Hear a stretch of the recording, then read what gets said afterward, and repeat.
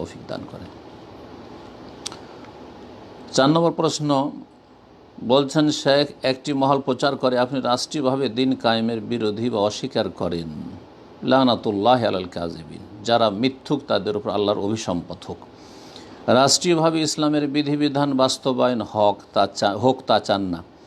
আপনার মতামত তাদের জানিয়ে দেন। খুব জানানো রয়েছে যথেষ্ট, কিন্তু ফি কুলুবিহিম মারাদ, তাদের অন্তরে রোগ রয়েছে।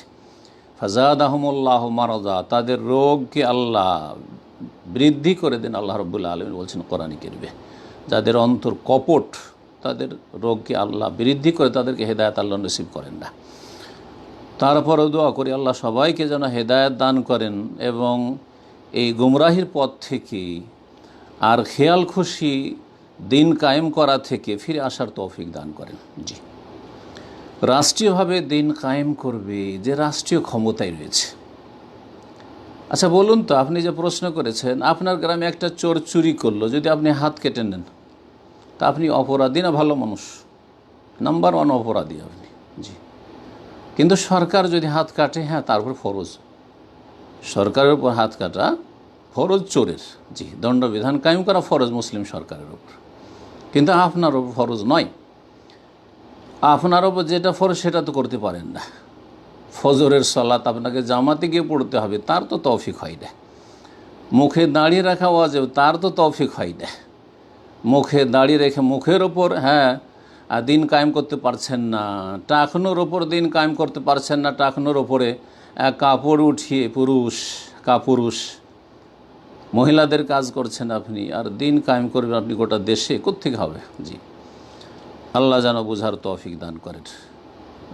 রাষ্ট্রীয়ভাবে দিন কায়েম করবে যাকে আল্লাহ রাষ্ট্রীয় ক্ষমতা দিয়েছেন।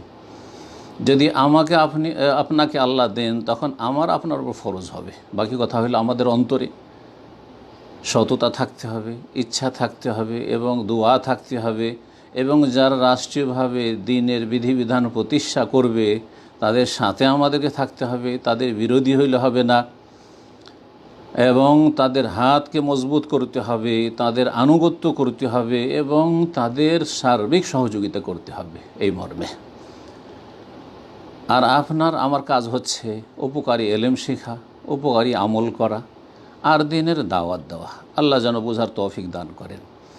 আমার আলোচনাগুলি শুনবেন, আর যথেষ্ট আলোচনা, তাগুতের ওপর আলোচনা আমার যত আছে, জি, মানবরচিত বিধানের উপর আলোচনা আছে।